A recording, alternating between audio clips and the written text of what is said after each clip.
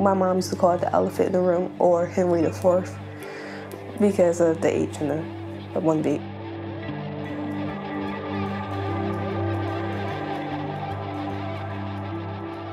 I kind of hide my medicine because a lot of people be in my room. And I want them to know about it. My name is Brianna. I'm 20 years old, and I live in West Philly. I take Norvir, I take Truvada, I take Kaletra, Y-HEP, and then I take my psychiatric pills.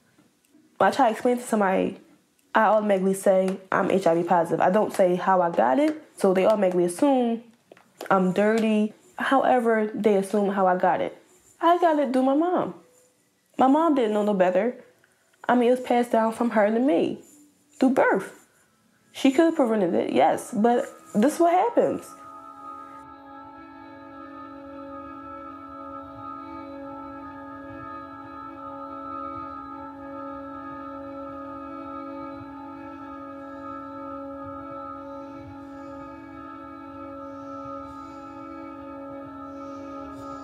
HIV is not accepted in society. Cancer is accepted. Diabetes is accepted. And then it just, I don't know. I wish it'd be different. I really do. Unfortunately, HIV is probably the only chronic disease that there is left in the world that you could go home and tell your family or your friends and not get unconditional love and support. You know, if you told your family that you had cancer or diabetes, everybody would be right there with you and supporting you. Unfortunately, for so many of the young people that I work with, that just isn't the reality with HIV. For many of them, they're also experiencing a double or triple stigma because of their gender identity or their sexuality, and that being linked in their family or their friends' minds to their HIV diagnosis. So I think stigma plays a huge part in folks not being able to adhere to taking their medications.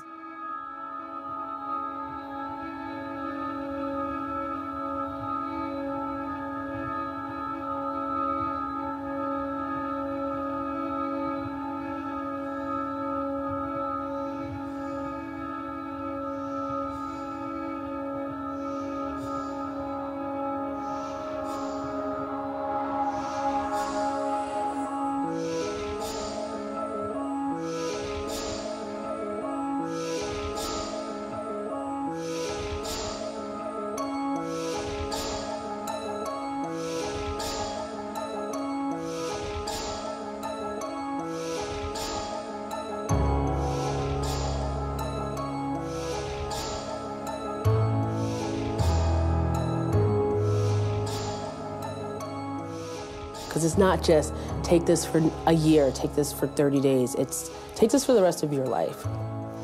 And, you know, you're 22.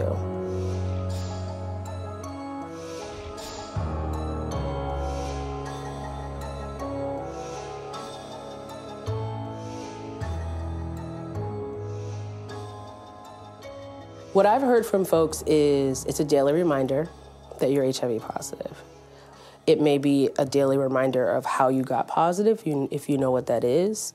All of those stigmas, all of those things that you're fighting, that you may know, that now you know better, but they're still there, is a constant, you know, reminder. Of all of the youth in the United States living with HIV, a recent study showed that only less than 10% of them actually are on medications and have an undetectable viral load, which is the goal of treatment, and shows that your body's immune system and the HIV medication are working as well as they can to control the virus.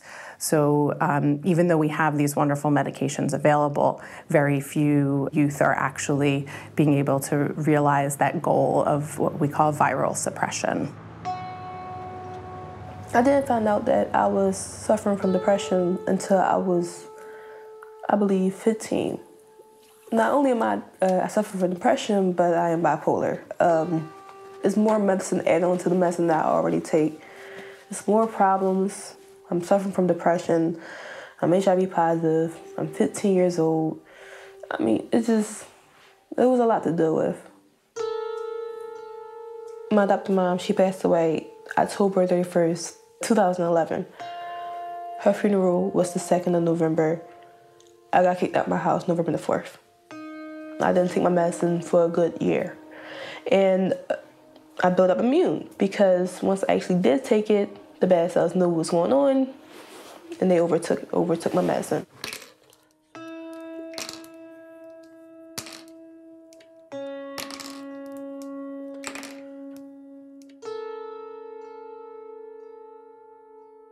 So how many pills is that a day that you take? Have you ever counted? 11 in the morning and 7 at night.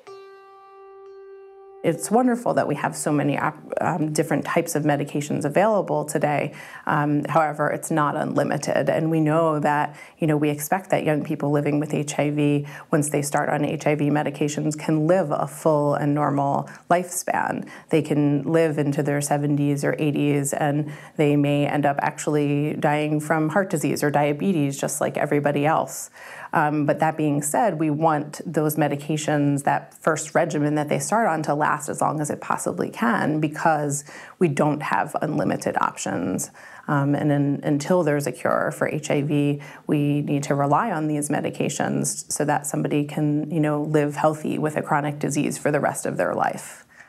Do you worry at all about what's going to happen if you continue to sort of not stay consistent with your medications?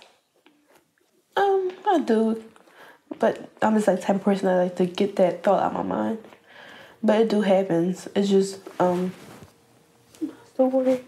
it's just,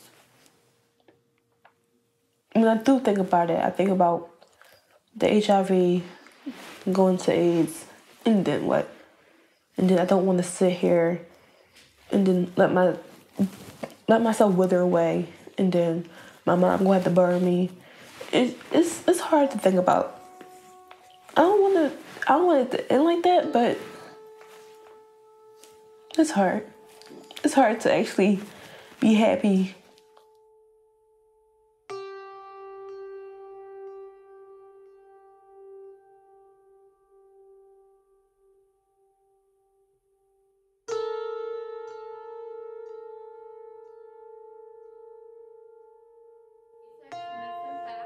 Anatomy, miscellaneous, which is just our junk category, random category.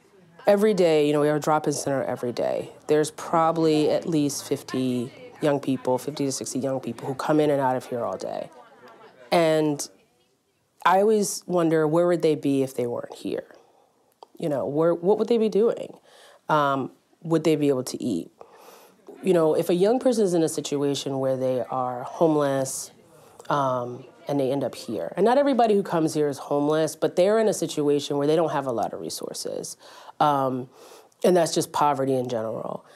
If they end up here because of that, they probably have a history of trauma. There's probably something that has happened is happening that has put them in a unfortunate situation. There's mental health issues going on. They have aged out of foster care with nowhere to go, kind of thing. They're in this position for a particular reason. This is where we cook everything, and this is where we store our food. This actually used to be our old clothing closet until they made it into a walk-in closet for storage and the food and stuff. A lot here? Me? Yeah. I eat a lot here. I like the food sometimes. I meant do you eat many of your meals here? Honestly, I'm not gonna lie to you, yeah, because I don't really eat during the day. So if I'm here, this is where I'm gonna really eat, We have programs that are just for folks that are positive. We have support groups that they do. They'll meet with a counselor. We have a relationship with their doctor to stay with them. I check all the time and say, hey, when's the last time, what's going on? When's the last time you saw your doctor? Okay, find out what meds you're on, because then we know a lot about the medication. If I know what meds you're on, I know what the side effects are. I know how hard your adherence may be, and then we talk about that. It is hard because it's all word of mouth. We're not making them take their medication. So here, over here, right here, I was going through a point where I just didn't care anymore, and I didn't want to take my medicine. I refused to take it. I just gave up. I had a lot of things going on at that time I was homeless. It was a lot. It was just a lot. But now I take my medicine every day, faithfully. I try to, at least. Definitely being homeless made it definitely hard because you have nowhere to put your medicine, and then on top of that, you have to worry about people going through your stuff and actually knowing your status and everything. I'm undetectable now. Last time I got my results, I am now in the close to 400 in CD4s. So that's good. From 158 to 400, that's awesome. And that's how it's gonna stay. How long have you been consistently on your current regimen? Honestly, a month. A month. I don't know how to be consistent anymore. More to me, it's like living with it day to day. I'm not the fighter I want to be. I don't know how to deal with life just yet.